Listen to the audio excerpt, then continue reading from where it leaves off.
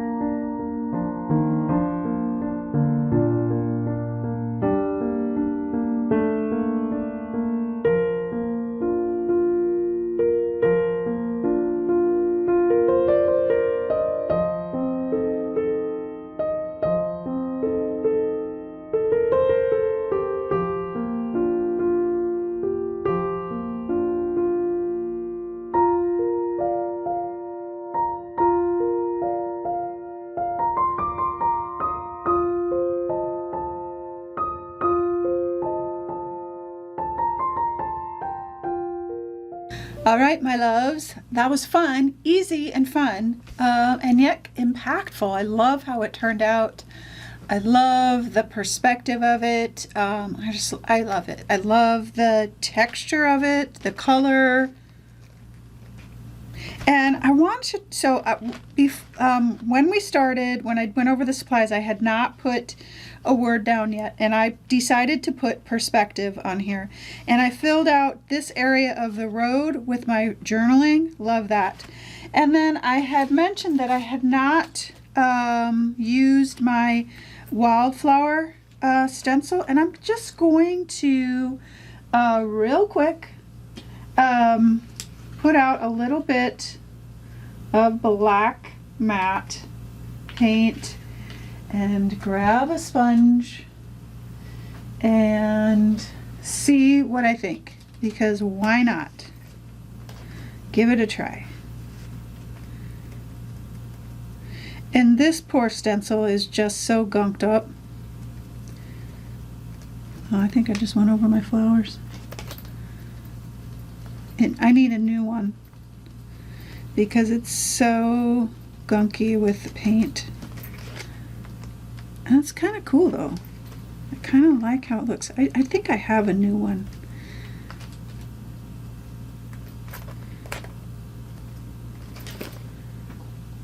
I kind of like that,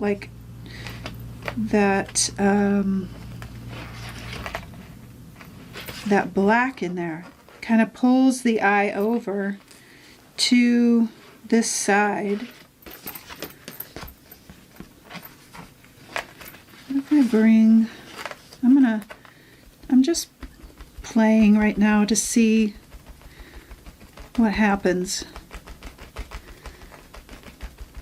Gives me my guide to see. That's kind of cool. I like that. All right, so I'm going to bring some of this over here. Soft and subtly. A little bit of that. I kind of like that. And then I can kind of fill in. I know I went over these flowers here, but I'm okay with that.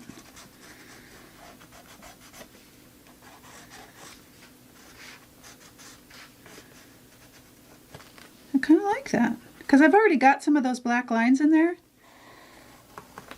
I'm glad I tried it. See, you just got to try it. You just got to go for it. Now it makes me want to do more. My paint's still a little wet, but I don't care.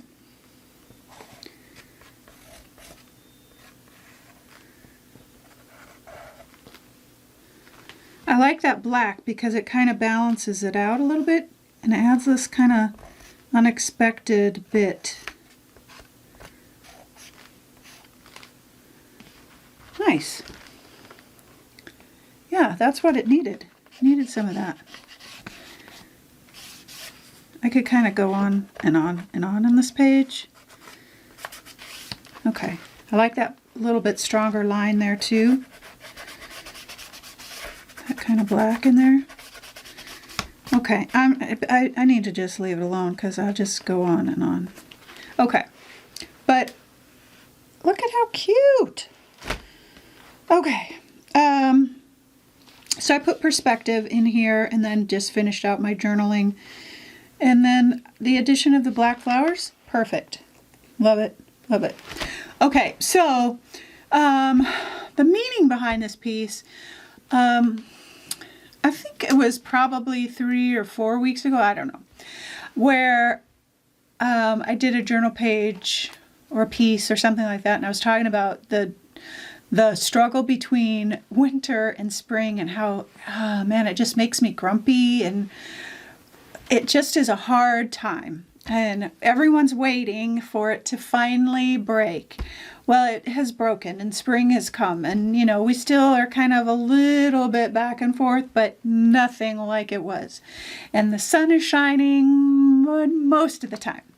But we live in a small town outside of Cleveland, Ohio. And we moved here 6 years ago. And my husband was transferred. We would be kind of in the middle of all of our grandbabies, which was important. But Ohio was never a place that we would have chosen. We could have gone anywhere. Anywhere in the United States, basically. And but Ohio was kind of in the middle of all of the kids. So this is where we landed. And the first 2 years of being here, I was grumpy. I have really all my life grown up on the West Coast.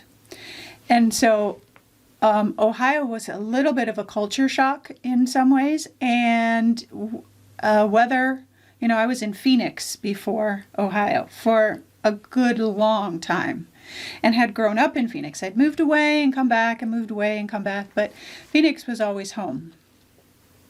So when we moved here, I was like, this was a mistake. I was so cold. And maybe it's just because I was older and I was getting stuck in my ways. I don't know. But I was like, oh, I think we made a mistake. And the second winter, I had this mind shift because I'm like, all right, Shawn, we're here. What are we going to do about it? And I had to change my perspective. And it's interesting on this page because as I was creating it, I said physically out loud to myself in my studio, oh, I love how I got the perspective right. With the sidewalk going back. And I was like, I sure did get the perspective right because I changed my perspective those years ago, 4 years ago, about this place that we live in. And I challenged myself every day to find something that I was grateful for. I was homesick, I missed friends, etc., etc. And I began slowly but surely finding those things that gave me a different perspective. And I looked up perspective. And it's interesting because the two definitions are the art of drawing a solid object on a two-dimensional surface as to give it the right impression or the right width, depth, and possession in relation to the perspective of the drawing, which is what I was talking about. And then the second definition is a particular attitude toward or a way of regarding something. A particular attitude towards something or a point of view. And I needed to change my attitude and my point of view about the place that we were in. And I worked hard at that.